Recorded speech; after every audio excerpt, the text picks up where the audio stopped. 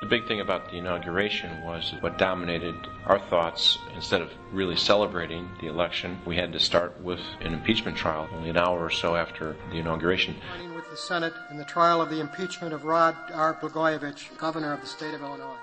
What it did was focus our attention on the task that was necessary to conduct an impeachment trial. Both you and I have taken an oath to do justice, to be fair. I know that I, and I'm sure that you, come to this chamber in these proceedings prepared to be true to that oath. The impeachment of an elected official is a very serious event.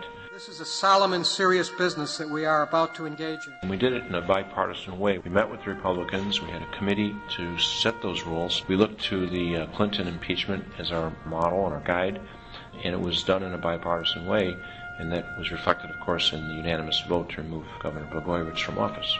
His actions have eroded the public trust to a point that he is no longer able to effectively govern. We're here to restore that public trust. The governor abused his power. Adherence to the strict rule of law that has been subverted by this administration. It demonstrates a pattern of abuse of power.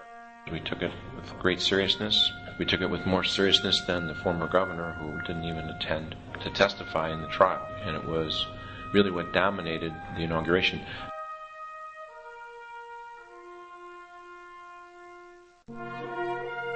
Another part of the inauguration that was obviously important was to lay out an agenda for the year and to indicate what we were trying to accomplish. And I think we laid out the problems that we were facing, and we stuck to that course of action to try to address each one of those promises during the course of the session. We have not had a capital plan here in the state of Illinois for going on 6 years. The needs are so great. Unfortunately, in the past 6 years, there had been a lot of fighting among Democrats, and there was not very much cooperation with Republicans. So it was my goal to try to bring about a different atmosphere and kind of get rid of the toxic feelings that permeated around this place. President Cullerton is an accomplished legislator and a very honorable individual. What we wanted to do, of course, was right from the start to reach out to Republicans and indicate to them that we wanted them to be part of the solution to the tremendous problems that we had facing us. They came forward with some ideas and some suggestions on some cost savings, talking about some managed care and efficiency of delivering services. So I think we've, throughout the whole year, kept a very good relationship with Republicans and encouraged our members to work with them in the committees and in solving the problems. The largest problem, of course, we had dealt with was our budget deficit, which came as a result of a reduction in income, the greatest reduction in income to states in the history of the United States. And we had to deal with this. So we established a committee made up of an equal number of Democrats and Republicans to try to get ideas on how to reduce our budget deficit.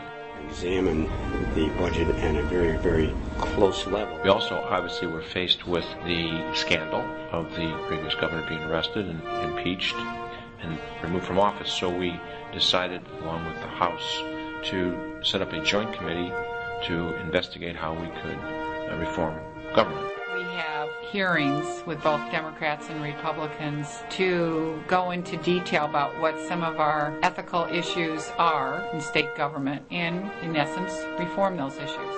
We spent hours and hours, both the Speaker and myself, as well as the other legislative leaders, taking testimony, which resulted in us passing a number of ethics reforms described by Charlie Wheeler in the Illinois Issues as being surgically designed to try to go after the corruption committed by the executive branch for the last couple of governors that we've had. The Senate passed two more of our continuing effort to improve the way Illinois government runs and to make sure that we are accountable to the people who send us here. The governor had established a commission headed by Pat Collins to make recommendations in light of the impeachment and removal of the governor from office, as well as the previous governor having been convicted. After taking testimony, we actually took their recommendations and went even further. The process of restoring the trust of the people. We took it upon ourselves to try to work with Speaker Madigan, develop a good relationship, as well with Representative Tom Cross. One of the first things we did was to meet with the two Republican leaders and Speaker Madigan in order to work on passing a capital bill. We talked about it for so long that now it's time for us to step up to the plate, take the hard vote, and be ready to go. The failure to pass a capital bill is symbolic of the dysfunctionality of this place for the last 6 years. We met in my office with the two Republican leaders as well as the Speaker. We were able to bring about an agreement, and a bipartisan agreement, so that we were able to, after 10 years, pass the capital bill. Last time that we had a jobs bill here in Illinois was 10 years ago, and we finally are there. I wanted to thank Governor Quinn for signing the capital bill yesterday.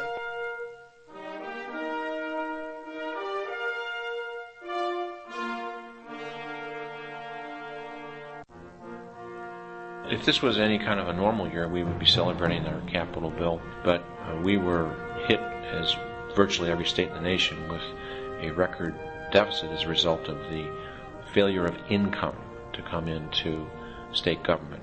We're not only looking at addressing our current budget issues, but also tackling a long-term public policy problem we've been having. The sales tax and the income tax collections were down dramatically. As a result, we had this incredible deficit. And we in the Senate decided that the only way to really responsibly pay our bills on time and not borrow any more money was to pass an income tax, which we did. I want to go back home and make my father proud, and my mom proud, and my wife proud, and my kids proud, and my community proud, that I'm doing the right thing, that I'm standing up for this bill, and I'm going to vote yes. That bill passed, but it was not passed over in the House. As a result, we were left with an unfortunate situation of having to borrow $3.5 billion to pay our pension obligations and borrowing from the people we do business with by not paying our bills on time. And that's another $2 billion that we would need.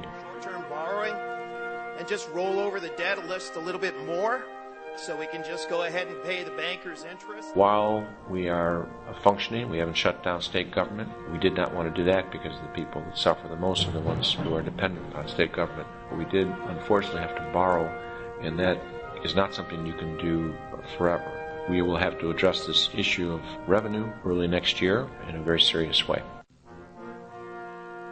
When you go to outside the Chicagoland area, the folks down there really understand state government very well. They're very respectful of the office of President of the Senate. And the constituents and the legislators really know how state government operates. We got 5 leaders working together. You know, the governor and the other 4 leaders are sitting down at the table, and we are working together.